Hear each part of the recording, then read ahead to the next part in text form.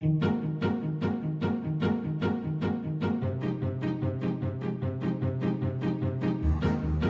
and welcome to episode 193. That's 193. It might hold a special meaning, who knows? To the A&F podcast from the A&F Network with me, Scott Casson-Renee, himself. Hal Coates. Hal Coates. Yeah. How are you doing? Yeah. Next question. It's the summer, isn't it? It's the silly season. There's all kinds of crazy stuff going on. We normally have a break at this time of year as well. And I was thinking about that earlier on a couple of weeks ago. And I was thinking we normally have a break this time of year. No. The last couple of years. No, we've never had a break. Yeah, you've had breaks, but I work tirelessly on the podcast all the way through. Here we go. In the audio minds of podcast land. You're such a martyr, aren't you? Such a martyr. I am. I don't like to talk about it, but I am. I really am. I did this fantastic podcast with this young chap from America last week, that you will have to listen to it. He's a former foster youth. Fantastic. But anyway, we'll get to that. He's a guy called Tristan, which is why I thought, because that's obviously what him indoors is called, Tristan. Yes, he is. But how are you doing anyway? Have you got any holidays planned, Scott? Might do. Fair enough. Some sojourn across the seas and the oceans, no doubt. Hopefully next week. Subject to the fires in the bushfires in Greece. It's a little bit hot at the minute. Oh, but you're on a boat. You'll be fine. Oh yeah, but you've still got to land. You still got to fly to an airport today was covered in fire smoke. So I'm not sure. Oh, that's complicated, isn't it? They should be like me and have no plans, and then they can't be ruined. That's the. I am. Well, this was supposed to be because since we last talked, obviously we're now parents to 3 adults. Go us! Oh, congratulations! Jacob turned 18 10 days ago, something like that, and it was supposed to be for his 18th. This holiday was supposed to be for his 18th. However, it's not worked out because his brother changed his mind and said he didn't want to go, and it was going to cost thousands for us to pay up for him to go. So we were like, oh. Bit awkward. So no, please tell me you didn't. He's not coming. To you. Yeah, I know. Our gift to you is we're going on holiday. Yeah. Our gift to you is a holiday, but you can't come. Welcome to adulthood. I know. So we have promised. I mean, he's away this week anyway. He's at West End Stage School in London doing his thing at His Majesty's Theatre and all that sort of stuff. So he's happy out. But yeah, that was that. So, but we have promised him another holiday at some stage. So obviously we're not going to not take that away. But yeah, so we're a little bit like miffed because it was supposed to be a holiday for the 4 of us and it's now just 2 of us. But anyway, that's I'm sure we'll cope. You'll push through. Well. In seismic shifts in family life, I am now the grand hormone. Well, there's only 4 of us in the house now, and that's officially come through. And Mrs. Coates, she's living the life of a queen. I bet she is. Yeah, we're all absolutely loving it. It's the first time in 25 years I've not had an under 6-year-old in the house. Mm. Oh gosh, yeah.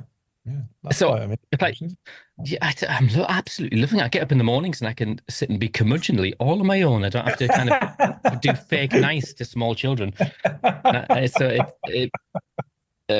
this genie's out the bottle. We're never going back now. No matter what happens, none of them are coming back. That's just not going to happen. Is it all locked? Is it permanently locked? I'd burn the house down and live in a caravan before I'd go back to. That's how I feel. Oh, please don't say things like that. God, no, that's awful, isn't it? That's inappropriate, isn't it? Yeah, I'm looking forward to that because we will be empty nesters September for about 6 weeks. Only for 6 weeks. That's enough. Because middle son has a new job, and he has to go and do training in Scotland actually. So yeah. So and obviously Jacob hopefully will be at university. So that means 6 weeks of nobody apart from us two. So we'll see how that one goes after. Well, so have you got a good divorce lawyer? Well, I mean, Oh, I'm sure Tris would get a better one, so I wouldn't bother yourself. Knowing Tris, I'll cut my losses and just run. I think just do off. we've got a guest who sat very, very patiently in the wings, and I'm going to ask to keep sitting so patiently in the wings while there's two notifications, parish notices. Mhm. One is I'm going to put the link in the podcast notes to a survey from Adoption England, which is they're putting together some national practice standards for maintaining relationships for adopted people. So I think that is a really positive and innovative kind of thing to do. And I think Mm. that reflects the desires of adopted children and adult adoptees. And so they're formulating these standards. There's a really brief survey that they're looking at. They've got kind of draft standards. They want people to put their perspectives on them. So I'll put a link of that into the show notes. The second thing is, which is just instantly lost my mind. Oh no, that's right. Following on from the webcast that I think you weren't able to attend last week, which is about the Safeguarding Families and Adoption conference. Mhm. Their tickets are flying like hotcakes with 320 people signed up, Scott. Wow. Is that a Are free you event? coming? Because I didn't actually watch your webcast, so Oh, thanks a bunch. right. It is absolutely free. It's in September the 24th. It's from 9:30 in the morning till 1 o'clock. People can dip in or dip out as they need to. It'll be available online afterwards.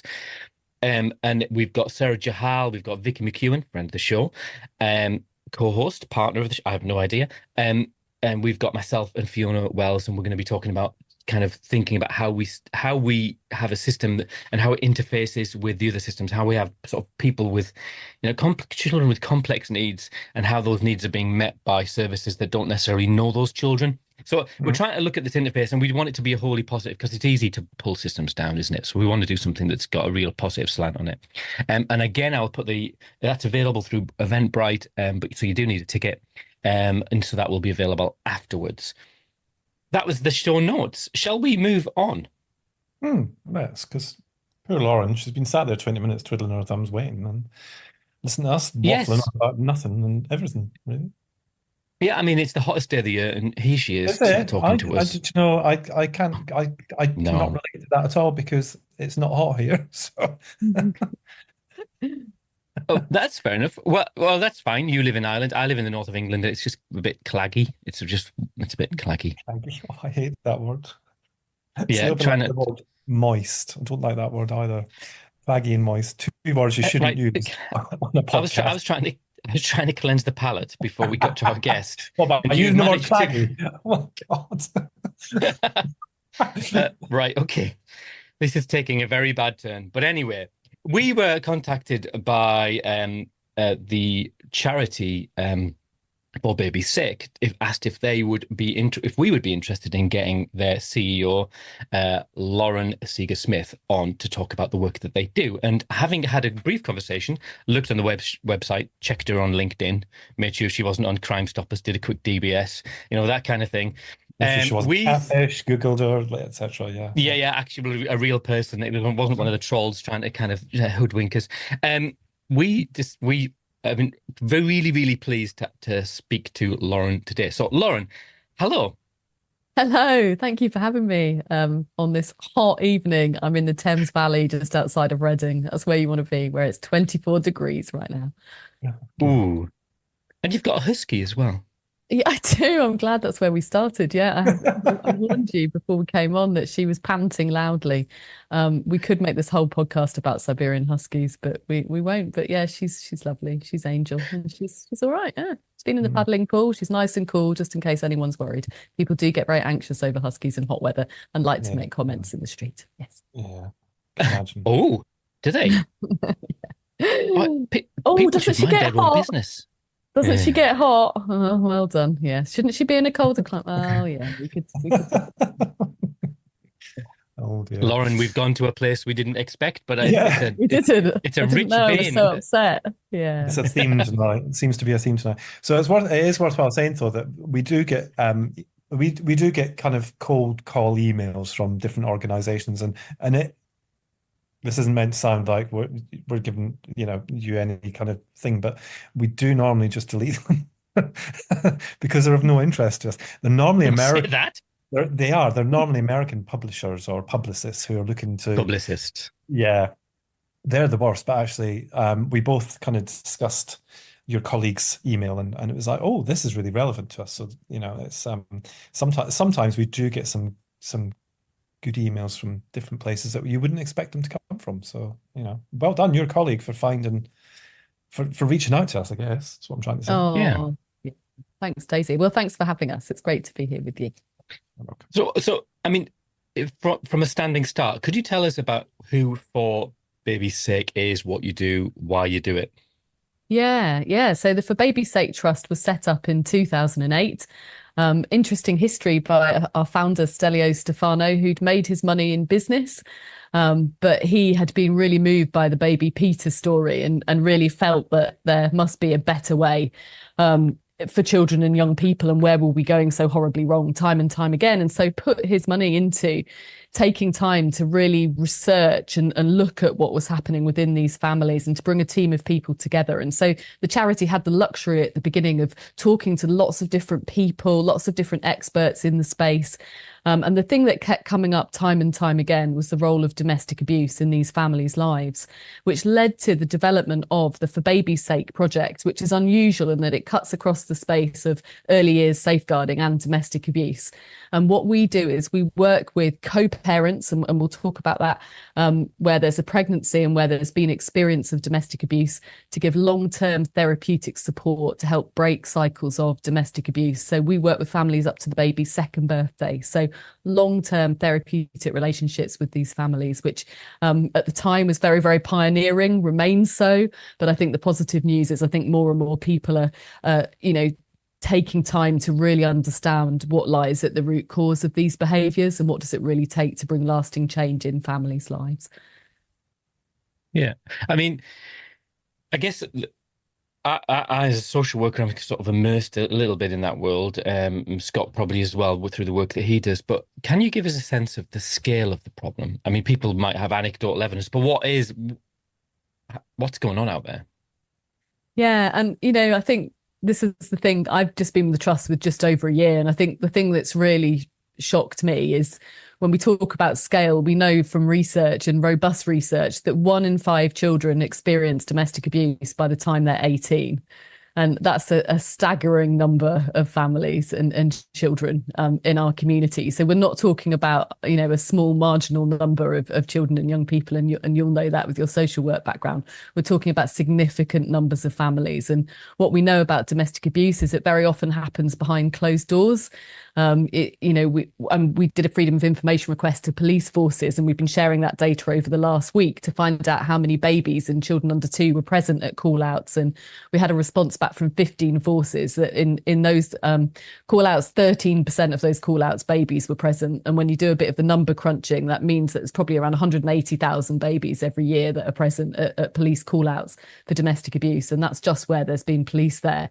So we know we're talking about really significant numbers of babies and young children, and then up to 18 years of old are impacted by domestic abuse. And we also know that domestic abuse is one of the primary factors in referrals to children's services as well. It's there time and time again, which is why we're so committed to looking at what we can do to help break those cycles of abuse.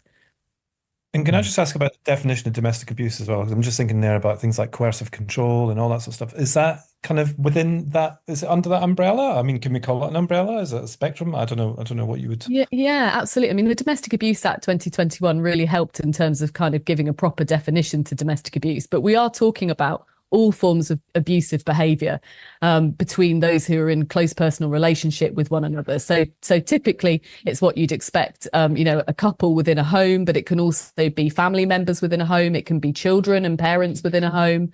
It's 16 years and over.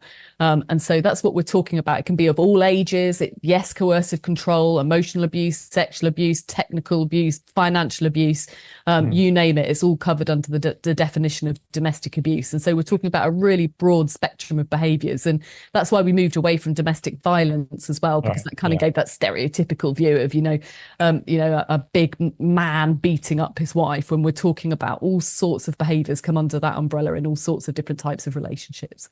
Yeah. Because I mean, I guess we know anecdotally, and the evidence suggests that it is predominantly men against women, but it isn't exclusively that, is it? And I just think about the story, the work from my work, and the sort of knowing the biography of children is that often they come out of really complicated situations where there's lots of vulnerable people. Yeah, absolutely. So, we do take a gendered approach. We acknowledge that women are disproportionately impacted by domestic abuse, but we also know that levels of domestic abuse experienced by men are massively underreported. And that also links into that gendered approach, because that's men feeling like they can't talk about those things happening to them within the home. They can't acknowledge what they're experiencing. And I don't know if any of your listeners watched the My Wife, the Abuser that was on Channel 5, where this amazing guy called Richard shared his story publicly with the world. And there were young children involved in that case, where the neighbours had real concerns around what was going on for him, but he just didn't feel like he was able to share. And in the end, it was one of his male friends that came to his rescue and said, "This is abuse and you absolutely need to seek help now." So we know big levels of underreporting. But what I can also share with the parents that we support, nearly 70% of our parents have 6 or more adverse childhood experiences. And that's really important to share that with the world, because again, people bring a lot of stereotypical views to domestic abuse and what they see as a typical abuser. What we don't talk about so much is what homes those people have come from, what backgrounds those people have come from, who are showing those abusive behaviours. And when we're talking about adverse childhood experiences, and I'm sure you've talked about this on the podcast before, but we're talking about sexual abuse, emotional abuse, neglect, mental ill health in the home, drug and alcohol abuse. These things are all really common in the parents that we work with. And so we know that trauma has a deep impact then on how we go on to relate with others into adulthood. And also, really significant proportion of our parents were also care experienced. In some areas, as high as 25% of our parents were care experienced. Across, on average, 7% of our parents were care experienced. So again, it's those deep rooted, the impact of what happens to us as children has a long-term impact into adulthood, as you well know. Quite interesting figures, actually, because you try and not, I guess, kind of think about perhaps people with ACEs or being care experienced or something like that. Just it doesn't mean that they're all doing it. It's just that there's a proportion of them doing it. But I think that when you hear figures like that and you hear those kind of terms, you think, oh, it's still it's kind of their kind of previous experiences are still impacting them as adults, and there's kind of there's no cure for it anyway, but there's nothing kind of there in terms of support, or and you end up in the cycle. So kind of breaking that cycle must be very difficult for some of these people. Yeah, that's right. And research from the Domestic Abuse Commissioner, she did mapping of services, and they found that 51% of those who'd experienced abuse wanted help for the person using abusive behaviour, but in only 7% of those cases were they able to access that help. And so what we're also seeing is really high levels of stigma around domestic abuse. So, the parents that come onto our programme want help to change. So we work with both parents, the parent using abusive behaviour and the person experiencing abuse, but they want help and support to break that cycle and to have a better outcome for their baby. But we're kind of few and far between in terms of programmes that are available for people that acknowledge that things are not as they should be and need that help and that support. And we really need to shift that, because if we keep it behind closed doors, then we are stuck in this cycle where things will just be repeated through generations. We need to give people that support that they so desperately need. Absolutely. Yeah. I mean, obviously with the Adoption and Fostering podcast, and we also draw in children who care experience. That would include children who kinship arrangements, or special guardianship arrangements, or even children who are sort of returning home. And I think that statistically, it's a feature of so many of their lives. But I was thinking in terms of the families that you're working with, and I guess it is predominantly women who are, as we say, are victims. But is there a sort of this hidden spectre as well of the care system hovering? That's very dramatic language, so I apologize. But the reality is that the when we're focusing on the needs of children, that then mum's ability to keep their children safe then questions their, in the midst of all of this, the coercion, physical violence, or however it manifests, there's then also this other sort of danger of, actually, if you don't get this right, if you don't make the right choices, if you can't keep your children safe, then this other thing is going to happen. Is that sort of part of that world? What's your experience of that? Yeah, that's really important point to make. So 30% of domestic abuse begins in pregnancy. So that in itself is quite a startling kind of statistic. And the challenge, of course, is that it's such a vulnerable point anyway in pregnancy, and so much is going on for you, and you want to protect yourself, you want to protect your baby, and there is this real fear of, if I disclose what's happening, if I share what's happening, could that put my baby at risk? The other thing I would say is, for some of our parents, they've had previous children removed as well, because there has been that history of domestic abuse, maybe within previous relationships as well, not just the relationship that they might currently be in. And so that definitely does hang over some of our parents. What if this baby's taken away as well, if I'm honest around what's happening? But I think, what we're here to do and what we've been able to do is really support that long-term trust with parents, so they are able to be honest with us around what's happening. They're not hiding behind closed doors around this. And we're acknowledging, I think there's so much stigma and shame around domestic abuse as well. So if for whatever reason you don't leave the relationship, because sometimes it's treated so simplistically, isn't it? Well, why don't you just leave? Why didn't you leave? We're much more complicated than that as human beings. Yeah. And for some of our parents, that's really, really difficult. And so being able to be with them and walk with them through that journey, what we find is that sometimes there's a bit of a misconception that we keep for the baby's sake, we keep the family together regardless of abuse. Absolutely not. And what we find is that half of our parents safely separate during their time with us. But safe separation is really, really important, because we know that when couples separate, that's a real risk time for heightened violence and abuse within relationships. So it's supporting both those parents separately to go on a journey, to really look at where they're at, how did they get there, what happened to you, what was your history, and to really build them and support them so that they can go on to give a better future for their child, but on their individual journeys that they're going on. So you're right, it can lead people to mask what's happening and what's going on. But we would just really, really encourage anyone listening that, midwives, health visitors, they're here to help you. They're here to support you and work with you on this journey. They're not here to take your baby away.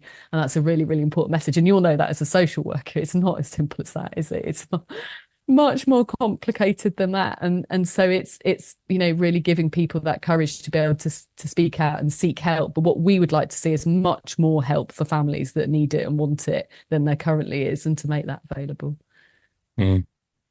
I find it really interesting how you said about, somebody being pregnant and experiencing that. And I did a couple of years ago, I don't know if you've heard of Cornerstone, who do virtual reality kind of training for social workers and stuff like that. And they invited me down to actually experience what it's like with the virtual reality headset. And it was such an eye-opener to witness and experience actually that. I mean, I was only sitting in a chair with the headset on, watching kind of what a child and what I think it was a baby in the womb, actually, what they experience, and then when they come into the world and all that sort of stuff. So I think it's massively kind of misunderstood in terms of how that impacts a child. But I think that, things like that are really useful in terms of being able to kind of train social workers as to, how it's going to affect children and young people as the years go on. So just from another perspective then, I mean, obviously you do a lot of work in terms of statistics. You can reel them off. Oh, blimey. I don't think we've ever had a guest who's been able to just pick numbers up there like that. So, and if we have, I apologize to those previous guests. But I remember one guest who couldn't remember, but we'll not talk about that. I'll remind you of that afterwards. Okay, do that. It wasn't me, was it? Because my memory. No, it wasn't you. Oh, terrible. Yeah. Yeah. So there you go. See, so you've made me lose my train of thought by interrupting again, Al. Honestly, no, you haven't. So obviously you do all that, but in terms of the services you provide, can you share with us some of the kind of insight into what services it actually is that you provide and how you provide them, I guess? Yeah. So our main flagship program is For Baby's Sake. That's the main thing that we deliver. And we work with between 100, 200 parents a year, families a year, giving that support who've been impacted by domestic abuse. And as I said, they each work with their own separate therapeutic practitioner, and we very much keep the baby at the centre. So you touched on, having had that virtual reality experience of what it's like to be pregnant. And the other aspect of the work that we do with our parents is a lot around how to support attunement to the baby for both mothers and fathers.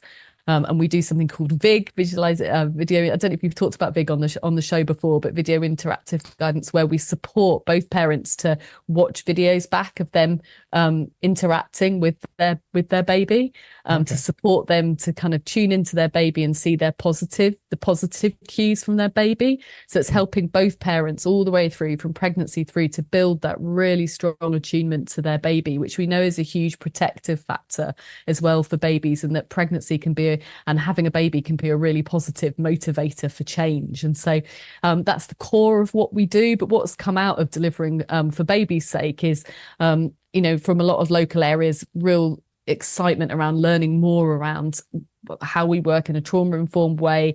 What does it mean to engage with dads as well? And so we do quite a bit of training around engaging with dads, and what does that look like, and how you can break down some of those walls and support that work. What we'd like to do, the areas that we'd like to develop in future with funding, is to do more at work with care experienced young people. And we've talked about how we have a lot of care experienced parents that come on for baby's sake, but we'd like to work with people pre-pregnancy, before you've started to have those relationships, to start to give some of that trauma-informed work before they've even began that relationship journey. We'd like to do more work in schools around trauma-informed relationships education.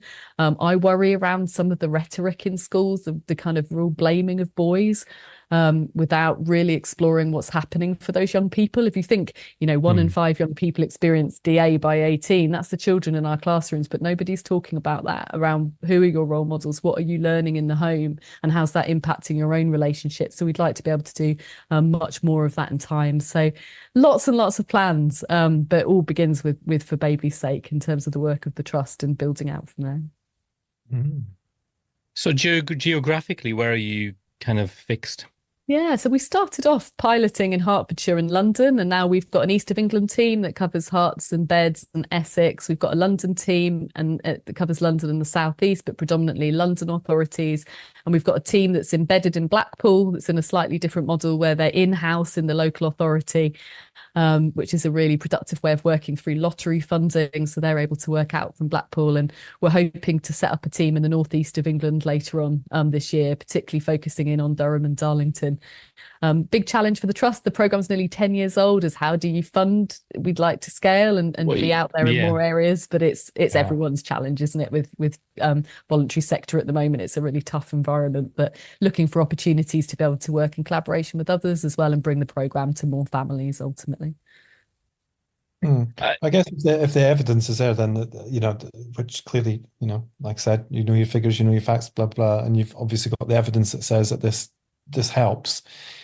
Because the one thing that I always hear is and read actually is people complaining that there's not enough done in terms of early interventions and stuff like that. And clearly, this is a model that could work in local authorities. Yeah, and we've been on a really interesting journey with impact and evaluation. Again, I think because the trust started from this really interesting place of wanting to look at what works and being really research impact driven, rather than coming with any particular ideology or agenda, it really put impact at the heart. And so we've got very well developed kind of clinical outcome measures, and have always been, really firm on if we don't want to do harm, right? So let's make sure that we're testing this all the way through. And at the moment, we're in the middle of a pilot impact evaluation with the Foundation's What Works Centre, funded by government, trying to do or exploring opportunities to do a randomized control trial around it, which is seen as like the gold standard of impact, but a really, really difficult thing to do with this level of complexity and with these families. And so that's a real challenge, but we're looking at whether that might be possible, because if we can do an impact evaluation, it means that's the gold standard in terms of testing, that this really has positive outcomes for families, because that's what we want to see. That's what we're here to do. And so always trying to test that. But yeah, it's a challenging area to evaluate, but that's what we're always looking to do. You, as you're talking, like my head's sort of a bit fizzing with it all, because really, when you start to peel back the layers, you kind of realize that this is so pervasive in across society. So whether you're middle class or upper class, lower class, but it is very much more leans towards certain parts of society. And I was thinking, in terms of therapeutic support, you mentioned the teenagers. The conversations we need to be having with teenagers, because if you look at any given classroom, there could be 4 or 5 children maybe impacted. Do you sort of do any? I mean, it sounds like you don't do work, but would that be something you'd be interested in doing in terms of therapeutic support for people who've experienced domestic abuse or lived under the shadow of it or within the shadow of it? Yeah, absolutely. And it's something I feel really passionately about. I mean, I've been working with children and families for over 20 years now, and I began my journey working with children who were missing from education or at risk of exclusion or had been excluded from school. And I did a lot of work in education advocacy. And what came out of that work for me in my early 20s, I was completely clueless, if I'm honest, and was given a caseload of children. I don't know if anyone remembers Connections, but I was a Connections intensive advisor. And they were like, here you go, work full time in a secondary school with 25 children. I didn't know what I was doing at the time. But what I learned from that was the level of child protection was, I was thrown in and I'm making constant referrals. What really taught me what was going on in those children's lives and the complexity of those children's lives and the level of abuse that they were facing and different types of abuse that they were living with. And I think there's not enough recognition of that. And I think if schools are not supported to take a trauma-informed approach, we're doing our children a real disservice by just saying, oh, it's social media's fault, or it's because they're always online, or it's all violence against, women and girls. These boys have been, completely, taken in by Andrew Tate and all of those things have a place. Mm-hmm. They do have an influence on young people, but the primary influence on young people is what's happening in their homes. And there's not enough acknowledgement of that and not enough support for young people around what's happening in their home lives and the impact that that's having. And we do our young people a real disservice if we blame them without working with them to really explore what's happening for them and put that support in place. But as you know, that also means putting support in place for their parents, because they're not, unless you support the whole family, you're not going to bring those changes for those young people. No. Yeah. I mean, I was thinking about the community, obviously, that we're lean towards, which is, previously looked after children. And I was thinking, I was kind of going through in my head the children I know, like this one, not just in my family, but in other people's families. I also am a panel member. And I was thinking, I can't think of any children where this isn't a feature. This isn't part of their story. And I just wonder whether there's it sounds a bit cynical. So please sort of pull me up if it sounds a bit blasé or a bit dismissive. But do you think that there's an element where it's almost become like wallpaper to children's narratives, that we're not really paying attention to it or understanding the impact on children in a sense of like, oh, well, all of the children here have experienced domestic abuse in some way. But we're not actually doing anything. We just kind of go, well, that's just the way it is. Does that make sense? Yeah, I think when something becomes so big, it can feel overwhelming, can't it? And you just go, oh, it's just another thing that you'd expect to see in those children's lives. And again, that's the real danger. If you don't get to the root cause of that, then you're never going to shift things. You're never going to change things. And, the danger is that, even if you said to let's say we're talking about one woman, why don't you just leave the situation? If she leaves the situation, you've still got that man who, if that hasn't, the root cause of those babies hasn't been dealt with, he's going to go from relationship to relationship to relationship. Potentially, how many children are then impacted over and over and over again if you're not really looking at, what lies beneath? And so I think there is a danger of that. But I think it's interesting at a local authority level. I think and I think we've seen this at a government level too, there has been much more awareness of the role of domestic abuse now and the need to take some really big action. The government, the Labour government have said they have a commitment to halve violence against women and girls in 10 years. Our belief is if you don't take a trauma-informed approach to doing that, if you don't get to the root causes of that abuse, how are you going to do that? You can't locking everybody up is not going to stop cycles of domestic abuse. You've really got to look at what lies beneath for these families. What's the bigger picture for these families? And the other thing that people don't recognize is a lot of the parents we work with are teenagers as well, are really young parents, where really sadly that's all they've known. That's what a relationship looks like to them. And again, I think if we do those young people a real disservice if we're not helping to challenge that and put that appropriate support in place. Oof. It's thought-provoking stuff. I mean, I was thinking about some of the young females and sense, like you say, that sense of it being normalized or almost anticipated, sort of like, well, what is there another way? Is there another way? And that's not victim blaming in any way whatsoever, but it's the sense of there's got to be an environment where people can go, excuse me, this thing's happening. And they've got to, every person that they meet has got to have an ear to be hearing, or be able to ask that question, or be able to kind of be curious. Why is this person behaving a certain way? Why are they a bit reluctant to talk about this or that or the other? It's a whole system-wide sort of shift that's needed, isn't it, to identify it and then support it.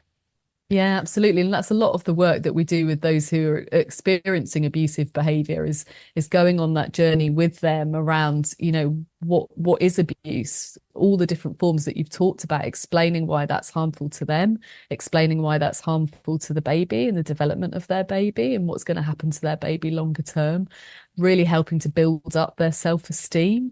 So they want a better life for themselves and can see a better life for themselves and for their baby. It is so important, which is what helps to lead towards that safe separation, where it gets to the point where that person who's experiencing abuse feels able to leave that relationship and understands why it's important for them to leave that relationship for them and for their baby. Some of the co-parents will stay together, but we would only want them to do that if they can do so safely and do so safely for their baby and for their children. And the amazing thing is we do reach points where that they get to that stage and that happens. So for some of our parents, it's been the first baby they've been allowed to keep as well, where previous children have been removed, but this is the first baby that they've been able to keep with them, which is a testament to the journey that it is possible to go on with these parents when you can really help them attune to their baby and see a better life for themselves. And so, I've got a quote from one of our dads where they're talking about their baby and they say, he's had the best start in my family as far back as anyone can remember, and that's not an accident.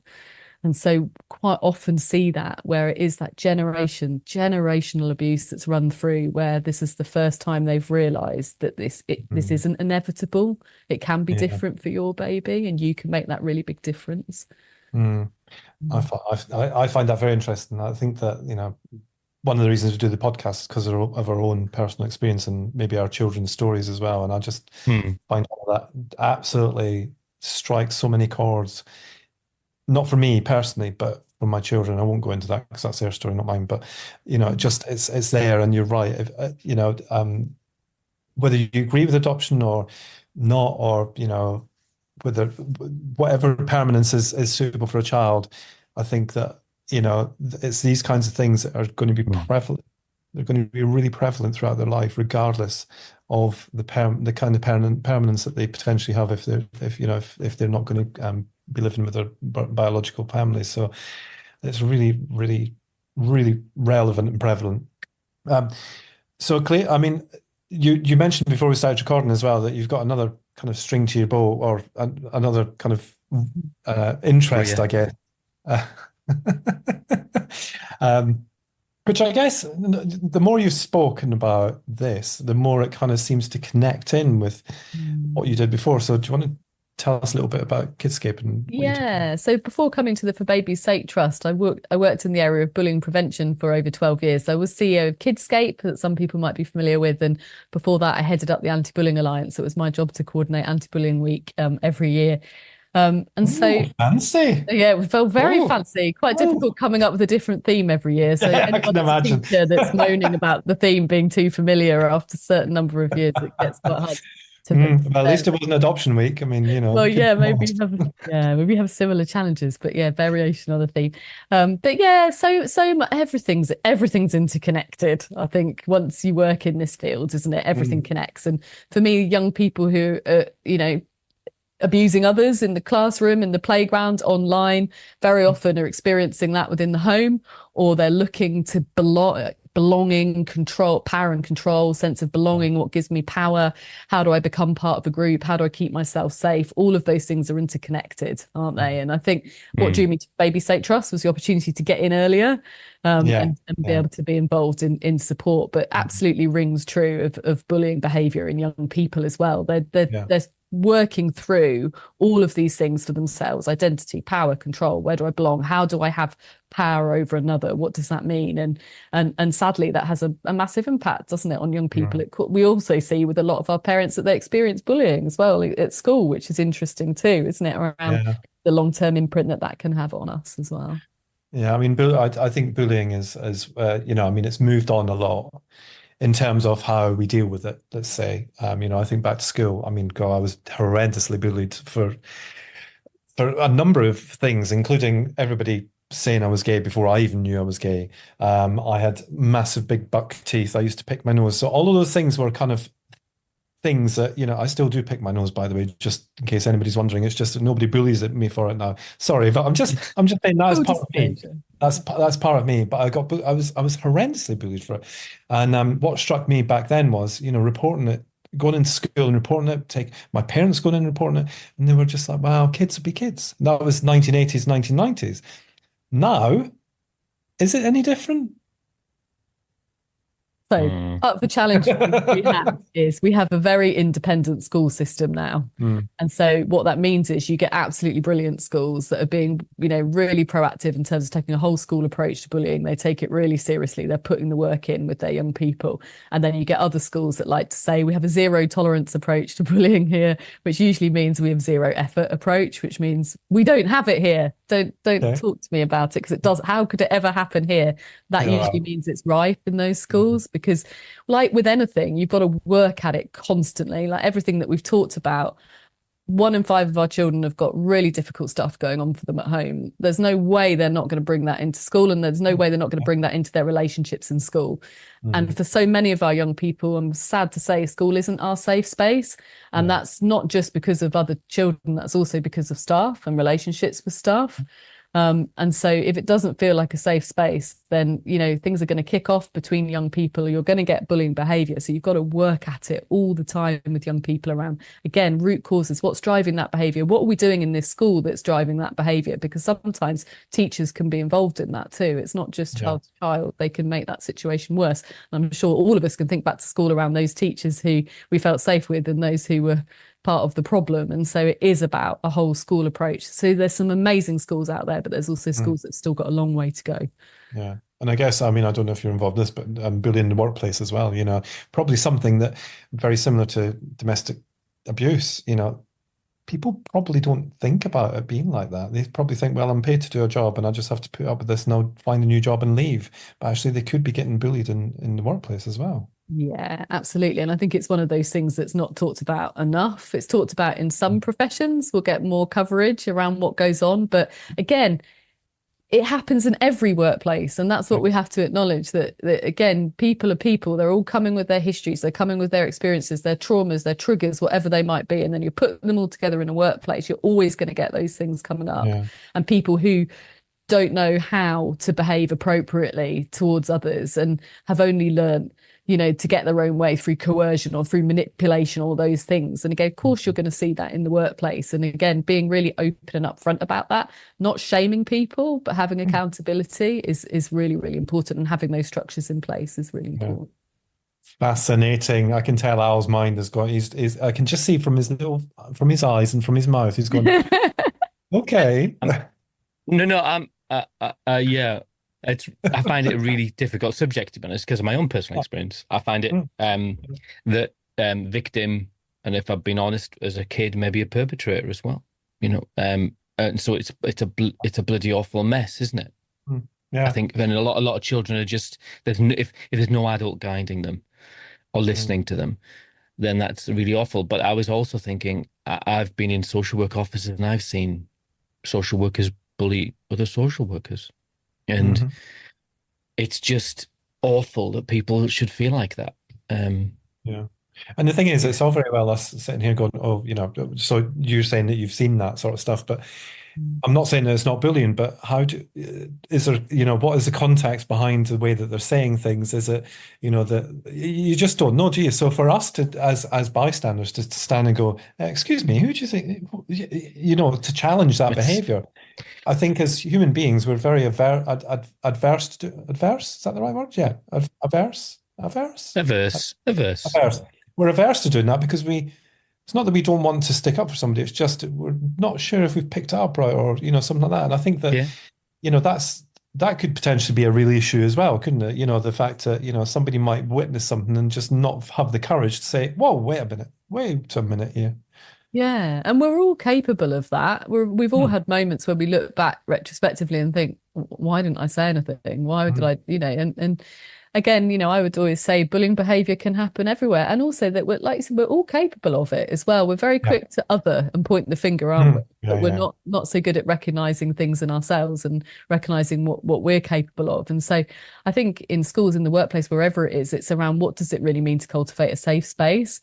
What needs to happen to do that? And some of that's about supporting your staff to be able to constructively hold each other to account, to have those conversations and those moments and go, that didn't feel right. That didn't feel right to me. I don't sit comfortably with that, but we're not very good at doing that. No. Yeah. No. And we all need help. I think we should have a podcast team meeting after this, Scott. I think we need one because I'm seriously, I've experienced some of this with you, and I need to call you out on it. I could sense that at the beginning. All got over. I think we should talk about your husky again. I think we've gone to a place we weren't expecting. Get back there. But the thing is, but this is the thing, isn't it? Because we use humor in life, and we use ways of approaching stuff and what have you. And sometimes, if somebody's not in the right place, humor can be picked up as something else, or all that sort of stuff. So I guess the context is really important. But I think that you're right. We all need to kind of have the courage if we think that something's not right. We need to use that slogan that they use on the trains, and see it, say it, sorted. Because actually, it might help just to be that person that actually calls somebody out a little bit, or maybe not necessarily in a way saying you're a bully, but saying, do you think that's a nice way to speak to people? Because I actually didn't like it. It's a really tough one as well, because in the UK we do have a history of banter, right? And it's in any people who are more literary than me can talk about this, but Shakespeare, Chaucer, you name it, that's our history, that's our lineage, is banter. And we're not saying that there's not a place for that, because sometimes it's what forms bonds, isn't it? And it's what helps. Sometimes it's what makes you feel safe. It what makes you feel safe with another person, or helps you grow close to another person. So we're not saying that there's not a place for that. And when we've done some work, historically when I've done some workplace training around this, it's trying to see it maybe as like a thermometer where, with different people, you'll have different kind of tolerance levels, right? And I don't know enough about the two of you, but maybe you two can have, your safe space. You've been there enough with each other to know. This is almost turning into therapy. So I was just thinking the same thing. I was just thinking the same thing. Almost is, but we've all got a zone where you pushed, and sometimes we cross that line, and sometimes we don't mean to cross that line. Other times we very willingly cross that line, which is, that's bullying, when you're deliberately going into that space with that person. But sometimes there are shades of grey, aren't there? And it's not the same with everybody. And that's about that's what we have to teach our children. You've got to learn to read the room. Rather than no, absolutely. And I was not very good at it, but I'm joking. Honestly, I feel like the podcast's like merging it in the background, and it's becoming like this little therapy session. No, but that's the thing. We always say we've always, and I think it's relevant, because I think any regular listener will know that we always, in the early days, we used to say about banter, we always have banter, and we used to say it to our guests as well, we always have banter. Now we just say, we banter between each other, and it's fine. And I think it's really relevant, because I was even conscious, I messaged Al earlier because I hadn't received the invite for tonight. And when I replied, because he said, have you got the invite yet? And I said, no. And I put some stuff there, but I was just very conscious that it came over as quite blaming and accusatory, in terms of, because we have a shared going email back and having a look.